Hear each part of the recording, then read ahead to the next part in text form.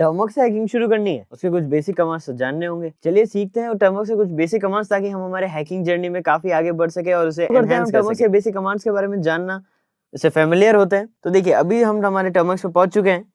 अब बेसिकली सबसे पहला कमांड हम देखते हैं, हम जैसे हम टर्मिनल को ओपन करते हैं, काफी सारे टेक्स्ट पहले से प्री रिटन है, हमें वो नहीं चाहिए। हम एकदम न्यू टर्मिनल से एकदम क्लियर स्क्रीन से वर्क करना चाहते हैं, तो हमें बस क्लियर कमांड टाइप करना है एंड एंटर। अब देखिए सब क्लियर हो चुका है। अब क्लियर होने के बाद अब हमें हमारे जो डॉलर साइन है उसके आसपास कुछ दिख नहीं रहा, वैसे हमारे टर्मिनल पे हमें दिखता है कि हमारी प्रेजेंट वर्किंग डायरेक्टरी क्या है, बट इसमें हमें टर्मवर्क्स में नहीं दिख रहा है। तो कोई बात नहीं, हम उसे चेक कर सकते हैं। हमारा कमांड है डायरेक्टरी चेक करने का, प्रेजेंट वर्किंग डायरेक्टरी PN यानी PWD एंड एंटर। अब देखिए ये बता रहा है /data.com.termux/files/home के अंदर हम अभी वर्क कर रहे हैं। अब मैं इसको डायरेक्टरी को चेंज करना चाहता हूँ। अब जैसे मैं चाहता हूँ कि मैं एक फॉरवर्ड बैक फोल्डर बैक आऊँ, तो इसके दो तरीके हैं। बेसिक तरीका हम CD then files and enter. अब देखिए इसके अंदर ये फाइल नहीं है, क्यों? क्योंकि हम होम फोल्डर के अंदर कुछ नहीं। अब जैसे हम इसको लिस्ट करते हैं एंड एंटर, लिस्ट क्यों? क्योंकि यहाँ पे कोई फाइल है ही नहीं, इसलिए हम फाइल्स में नहीं जा पा रहे। बट अगर हमें बैक जाना है तो हम क्या करेंगे, CD स्पेस डॉट डॉट, अब CD dot dot and enter. अब हम हमारी प्रेजेंट वर्किंग डायरेक्टरी चेक करते हैं। हम फाइल्स के अंदर आ चुके हैं। अब हम इस फाइल्स के अंदर के डेटा को लिस्ट करते हैं LS कमांड से, यानी लिस्ट कमांड से। अब इसमें आप देख पा रहे हैं होम एंड यूजर दो फोल्डर्स है। अब इसमें हमें हमारा फोल्डर शो हो रहा है, तो हम इस फोल्डर में जा सकते हैं CD कमांड के through, CD command and then home and enter. अब हम अगर प्रेजेंट वर्किंग डायरेक्टरी चेक करेंगे तो हमें दिख रहा है कि हम होम फोल्डर में। तो इसमें यही है कि हमारा जो डायरेक्टरी है वो डायरेक्ट हमें हमारे साइन से पहले शो नहीं होता। हमें डायरेक्टरी अगर देखनी है तो हमें बार बार PWD कमांड यूज करना होगा, ताकि हम हमारी प्रेजेंट वर्किंग डायरेक्टरी देख सकें। अब यहाँ पे हम LS करते हैं तो हम देखते हैं हमने यहाँ पे कोई फाइल क्रिएट नहीं कर रखी है, यानी ये फोल्डर एम्प्टी है। तो हम एक बार इसमें यहाँ एक फाइल क्रिएट करते हैं। तो फाइल क्रिएट करने का काम टच कमांड करता है। हम टच लिखेंगे, इस फाइल का नाम लिख देते हैं हम test.txt एंड एंटर। अब हम जब लिस्ट करेंगे इसे तो हम देख पा रहे हैं कि हमारी test.txt फाइल यहाँ पे दिख रही है। अब हम अगर इसके अंदर, अब जैसे वैसे तो ये एम्प्टी है, तो हम अगर इसे cat test.txt करते हैं तो हमें कुछ नहीं शो हो रहा, क्योंकि ये फाइल एम्प्टी है। और इसका एक चीज ये भी हो सकती है कि शायद हमारे पास इसकी परमिशन ना हो, तो उसकी परमिशन को एक बार चेक कर लेते हैं हम कि हमारे पास इसकी परमिशन है इसको रीड करने की। तो उसके लिए हमें क्या करना होगा, chmod यानी change module then, but change module करने से पहले हम पहले चेक कर लेते हैं कि LS then -L and enter. अब देखिए रीड और राइट परमिशन है इस test.txt फाइल के लिए। कोई बात नहीं, हमारे पास हमें इतनी परमिशन चाहिए, हमें इसे एग्जीक्यूट नहीं करना है, इसे एग्जीक्यूटेबल परमिशन की जरूरत नहीं है। अब हम इसके अंदर अगर कुछ ऐड करना है तो हम नैनो टेक्स्ट एडिटर यूज कर सकते हैं, नैनो test.txt एंड एंटर। अब यहाँ पे हमारा टेक्स्ट एडिटर ओपन हो चुका है। अब यहाँ पे हम लिख देते हैं हेलो एवरीवन। हमने यहाँ पे हमारा टेक्स्ट लिख दिया। अब हमें इसे एग्जिट करने से पहले इसको सेव करना है। अब इसको सेव करने के लिए हमें कंट्रोल टैप करना है and then O। Control O से सेव हो चुका है ये, एंड देन हमें इसे M करना है, सॉरी इस पे एंटर करना है एंड कंट्रोल देन X।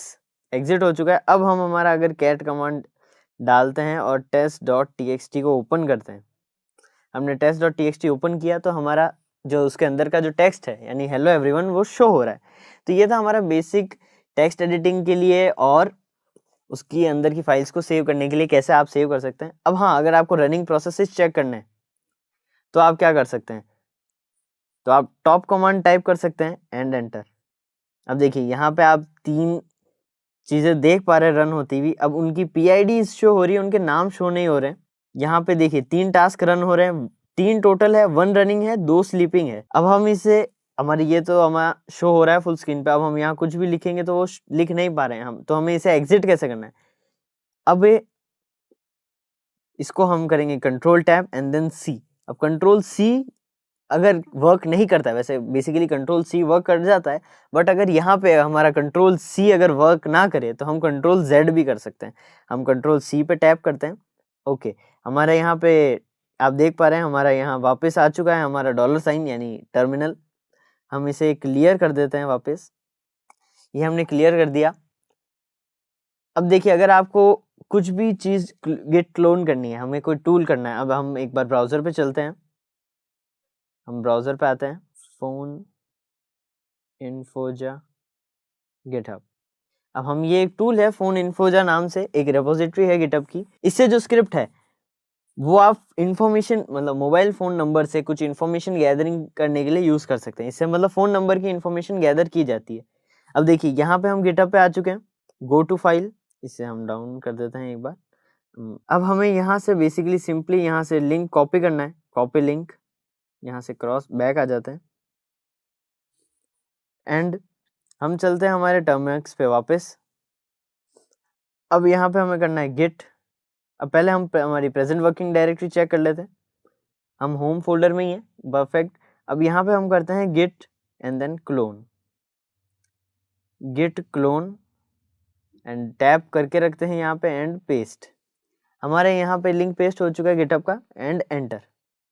अब देखिए, ये कह रहा है हमारे पास गिट पैकेज ही इंस्टॉल नहीं है, तो हमें गिट पैकेज इंस्टॉल करना पड़ेगा पहले गिट क्लोनिंग के लिए। अब देखिए, यहाँ पे टर्मक्स के अंदर apt get वर्क नहीं करता है, यहाँ पे pkg वर्क करता है। अब मतलब आपको अगर कुछ डाउनलोड करना है तो आप apt get इंस्टॉल नहीं लिखेंगे, आपको लिखना पड़ेगा pkg इंस्टॉल। अब हम pkg देन इंस्टॉल गिट, हम गिट को इंस्टॉल कर लेते हैं।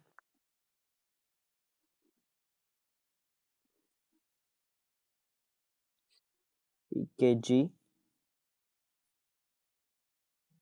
अपडेट, हम एक बार अपडेट करते हैं इसे ताकि चेक करते हैं क्या एरर आ रही है। repositories is under maintenance और डाउन।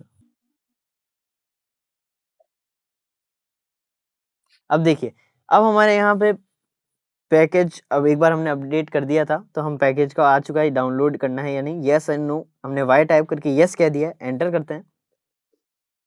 अब इसकी डाउनलोड प्रोसेस स्टार्ट हो चुकी है। अब हम एक बार इस टर्मिनल को वापस क्लियर कर देते हैं एंड एंटर। अब देखिए, यहाँ जो अपर एरो है उससे हम हमारे पिछले कमांड की तरफ मूव करते हैं, जैसे हम हमारे कीबोर्ड से अपर कमांड से मूव करते थे। हम हमारे पहले गिट क्लोन वाले कमांड पे आ जाते हैं एंड देन एंटर। अब देखिए, ये फोन इन्फोजा वाले को क्लोन कर रहा है। अब देखिए, यहाँ हमारा फोन इन्फोजा टूल है वो डाउनलोड हो चुका है। अब हम एक बार लिस्ट कर लेते हैं। अब देखिए, यहाँ पे लिस्ट करने पे हमारी एक जो टेस्ट फाइल जो हमने क्रिएट की थी और फोन इन्फोजा जो टूल है वो यहाँ आ चुका है। हम एक बार ls-l करके उसकी परमिशंस चेक कर लेते हैं। ठीक है, परफेक्ट। इसके पास एग्जीक्यूटेबल परमिशन भी है। हम cd करके उस फोल्डर में जाते हैं। अब देखिए, यहाँ जो ये की है ये टैब का काम करता है। हमने फोन इन्फोजा के अंदर गए, एक बार मैं क्लियर कर देता हूँ। हाँ, अब हम ls करते हैं। अब देखिए, फोन इन्फोजा के अंदर हम आ चुके हैं। अब यहाँ पे आप देख पा रहे हैं, यहाँ हमें main.go फाइल दिख रही है। अब यानी गो फाइल को रन करने के लिए अब हमें गो सॉफ्टवेयर इंस्टॉल करना पड़ेगा पहले। बट कोई बात नहीं, हम अभी ये फोन इन्फोजा पे बाद में जाएंगे, क्योंकि हम फोन इन्फोजा से पहले हम बेसिक कमांड्स को देख रहे हैं। तो हमने ये देखा कि गिट क्लोन और गिट कमांड कैसे यूज करते हैं। हम एक बार टर्मिनल क्लियर करते हैं। अब बढ़ते हैं हमारे नेक्स्ट कमांड की तरफ। अब हमने कितने सारे कमांड्स अभी रन करे हैं वो अगर हमें चेक करना है तो वो कैसे चेक करेंगे, वो हमें चेक करने के लिए हमारा कमांड है हिस्ट्री कमांड। हिस्ट्री टाइप किया एंड देन एंटर। अब ये देखिए, ये नंबर वाइज हमारी सारी हिस्ट्री आ चुकी है, हमने कौन कौन से कमांड टाइप किए थे। हाँ, अब यहाँ पे आप कंट्रोल प्रेस करके देन एल दबाएंगे तो कंट्रोल एल क्लियर का शॉर्टकट है, उससे आपका टर्मिनल क्लियर हो जाएगा। अब यहाँ पे आप पैकेज इंस्टॉल कमांड को, जैसे मैंने आपको बता दिया कि हम पैकेज इंस्टॉल कमांड यूज करते हैं, पैकेज इंस्टॉल। अब वहीं अगर हमें कोई पैकेज रिमूव करना है तो हम पैकेज रिमूव कमांड यूज करेंगे। अब पैकेज रिमूव देन गिट। अब वैसे गिट की हमें जरूरत पड़ेगी आगे, बट फिर भी मैं आपको एक बार इसे रिमूव करके बता देता हूँ ताकि बता सकूं मैं कि पैकेज रिमूव कमांड कैसे वर्क करता है एंड देन एंटर। अब देखिए, ये हमसे पूछ रहा है कि हम इसे कंटिन्यू करें, मतलब डिलीशन का प्रोसेस कंटिन्यू करें या नहीं। तो हम एक बार वाई करके एंटर करते हैं। देखिए, रिमूविंग गिट और गिट कंप्लीटली रिमूव हो चुका है। हम एक बार वापस चेक करते हैं कि हमारा गिट कमांड है या नहीं। नो सच फाइल और डायरेक्टरी। हम एक बार वापस से हमारी गिट इंस्टॉल कर लेंगे क्योंकि हमें गिट की ज़रूरत है। Package install git. ठीक है, हमारा ये प्रोसेस कंप्लीट हो चुका। अब हमें एक बार हमारा apt then update then and sign apt upgrade -y यानी फुल सिस्टम अपडेट हम एंटर करते हैं। अब ये अपग्रेडेशन का प्रोसेस है। अब यहाँ पे देखिए रिपोजिटरी अभी भी मेंटेनेंस पे है। अगर हम इसे सेम कमांड को पैकेज से रिप्लेस करें तो क्या होगा? pkg package update and package upgrade and enter. अभी भी रेपोजिटरीज का प्रॉब्लम आ रहा है, बट कोई बात नहीं, उसको हम रिजॉल्व कर लेंगे। हाँ, अब हमने यहाँ पे जो एंड कमांड यूज किया था वो किसके लिए था? वो था सीक्वेंसिंग कमांड। ये था सीक्वेंस कमांड। इसका मतलब ये है कि हमने जो पहला कमांड बोला है वो कमांड अगर एग्जीक्यूट होता है तब उसके एग्जीक्यूशन के बाद एंड होने पर ही सेकेंड कमांड एग्जीक्यूट होना चाहिए। ये होता है एंड का यूज। हम अब इसे क्लियर करते हैं। अब हमें अगर हमारे नेटवर्क सेटिंग्स देखनी है तो हम यहाँ पे लिखेंगे ifconfig, जो कि हम यूज करते हैं काफी। ifconfig टाइप किया एंड देन एंटर।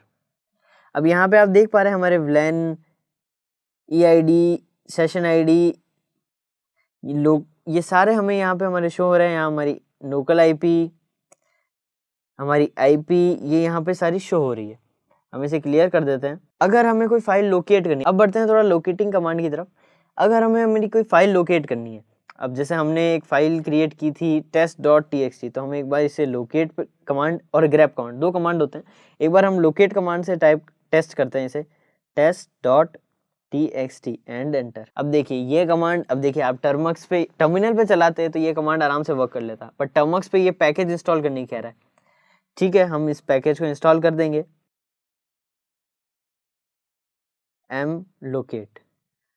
अब ये है कि टर्मक्स कंप्लीटली टर्मिनल नहीं है, ये एमुलेटर है, तो आपको इसमें काफ़ी सारे टूल्स जो आप टर्मिनल पे करते थे, कुछ कमांड जो आपको लगता था कि टर्मिनल वाले ही हैं, तो टर्मिनल पे क्लिक करते ही, टाइप करते ही एंटर करते थे और वो एग्जीक्यूट होते थे, क्योंकि वो पैकेजेस उबंटू के साथ आते थे। बट हमें यहाँ पे उनको इंस्टॉल करना पड़ेगा हर एक के लिए, क्योंकि ये सिर्फ एमुलेटर है। तो हम एक बार हमारा टर्मक वापस लोकेट कमांड करते हैं एंटर। अब देखिए इसके कोई फाइल लोकेट नहीं हुई है। हम एक बार ls करते हैं, हम cd ... से बैक आते हैं। अब हम ls करते हैं। अब हम एक बार हमारा लोकेट कमांड यूज करते हैं एंड एंटर। अभी भी इसे test.txt फाइल लोकेट नहीं हुई है। Okay, locate not set no such file in mlocate.db। अब ये डेटाबेस में से चेक कर रहा है, हमें वो चीज़ की ज़रूरत नहीं है। तो हम ग्रैब करेंगे, ग्रैब टेस्ट, हम एक बार इतना ही लिखते हैं, इसको वर्क करने देते हैं। यहाँ शायद ग्रैब कमांड काफ़ी टाइम ले रहा है, हम एक बार इसे स्टॉप कर देते हैं। यहाँ हम pwd करके हमारी डायरेक्टरी चेक कर लेते हैं एंड देन ls। अब यहाँ से हमें कोई फोल्डर या कोई टेक्स्ट फाइल को अगर मूव करना है, हम एक बार पहले रिमूव और उन कमांड्स पे जाते हैं। तो अगर हमें इसे मूव करना है तो हम पहले एक बार हम इसे कॉपी कर लेते हैं। कॉपी के लिए हमारा कमांड है cp कमांड, कॉपी test.txt2। अगर हमें इसको यहीं पे कॉपी करना है तो हम यहीं पे इसे कॉपी भी कर सकते हैं, देन स्लैश फोन इन्फोजा। अब हम स्पेलिंग चेक रहे, हाँ फोन इन्फोजा, देन स्लैश, एक बार इसे फोन इन्फोजा के अंदर करते हैं। अब देखिए फोन इन्फोजा रीड ओनली फाइल सिस्टम है, यहाँ पे हम नहीं क्रिएट कर सकते, तो हम इसको एक बार क्लियर करते हैं। हम ls पे जाते हैं। अब हम एक बार इसको रीनेम करते हैं। अब रीनेम का तरीका क्या है, आप रीनेम के लिए mv कमांड यूज करेंगे, mv test.txt2 file.txt and enter. अब हम ls करेंगे तो आप देख पा रहे हैं यहाँ पे test.txt बन चुका है file.txt। इससे आप अब mv कमांड मूव कमांड है। अब इसको आप फाइल को इधर से उधर मूव कराने में यूज कर सकते हैं, लेकिन ये कमांड एक ही जगह पे अगर आप करते हैं तो वो उसे रीनेम कर देता है। अब कैसे? क्योंकि इसने test.txt फाइल को कॉपी करा यहीं पर file.txt के नाम से, तो वो फाइल इस पे ओवरराइड हो गई, यानी रीनेम हो गई। तो ये थे हमारे टर्मवर्क्स के कुछ बेसिक